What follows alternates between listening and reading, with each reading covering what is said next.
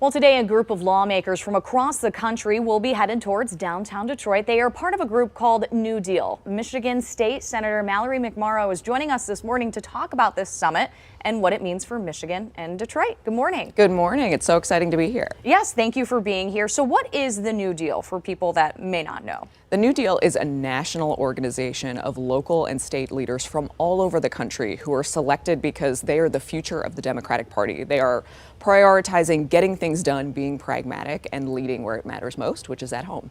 So what is this going to do as far as putting Detroit and Michigan on the map? So Michigan, I think, shocked the country last year when in 2022 Democrats took control of the full state legislature. And as we think about what leaders are doing all around the country, this cements our place on the map for what the Democratic Party looks like moving forward. And so is it going to be mostly Democrats then getting together in downtown? This is Okay. a Democratic summit, but leaders who really focus on, I think, kind of breaking out of the stereotypes of what Democrats are. We are pro-growth, we are good for the economy, and we work on solutions that benefit everybody. And part of working on solution comes with that COVID funding that a lot of states got. And that's something that I understand these state senators from all over, or lawmakers from all over, are going to be looking at Michigan for that, correct? Exactly. This is about how we use American Rescue Plan dollars and Bipartisan Infrastructure Act dollars. And what's key to remember is these are our taxpayer dollars that we're receiving. And if we don't use them in an appropriate way, then they go back and they likely go to another state. So how has Michigan used that funding then, just to name maybe a few initiatives?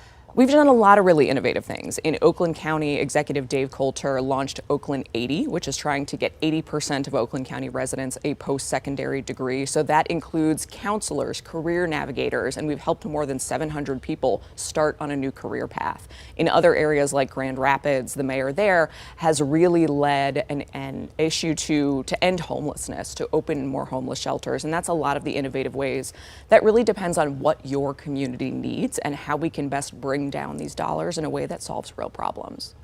Now, it's actually quite interesting that you're here with us this morning, because earlier this morning we actually had our political correspondent for Scripps, Joe St. George, telling us a story about how we're trying to manage this debt ceiling that's been in the news a lot lately, and that Republicans are actually proposing that states give back the money that they still have left over from COVID funding, if there is any left over on hand.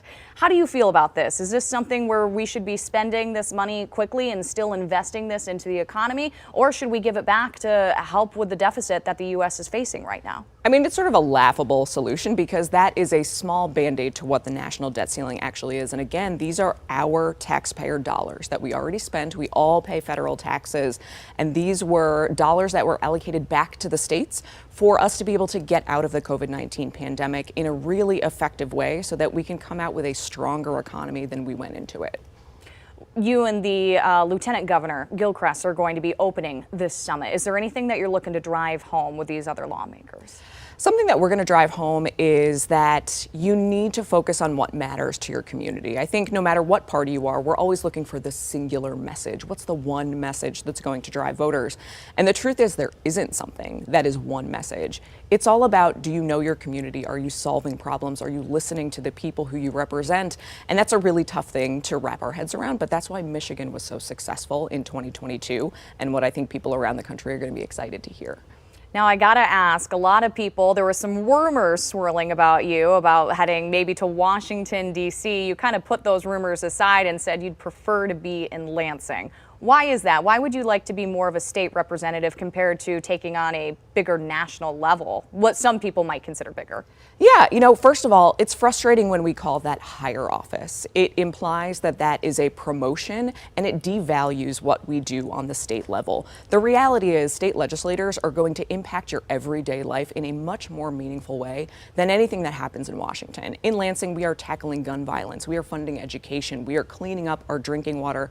And we actually get to do that work here. So it's not about a title, it's about what we actually get to do for people. So I am exactly where I need to be.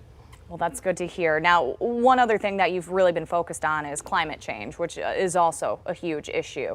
What have you done in the wake of just a lot of things that have been happening with that torrential rainfall, with infrastructure a couple summers ago? It just kind of seems like we can't get the leg up here when it comes to climate change. Yeah, and I think that's a really important point because climate change is an existential global threat. And I think to a lot of people, it can seem too big.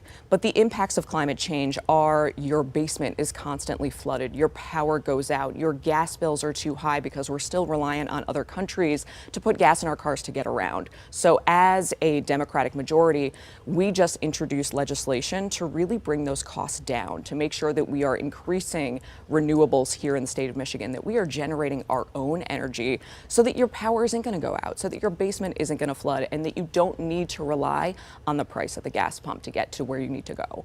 Well, Senator McMorrow, thank you so much for explaining what the New Deal is for us and just explaining what you've been doing in Lansing. Thanks, Allie. Of course.